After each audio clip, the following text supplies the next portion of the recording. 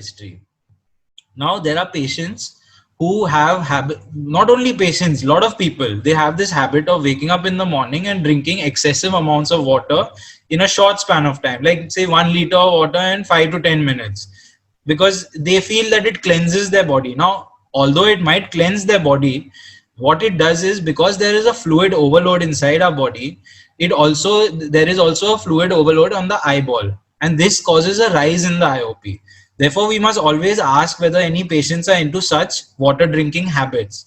A second one is yoga.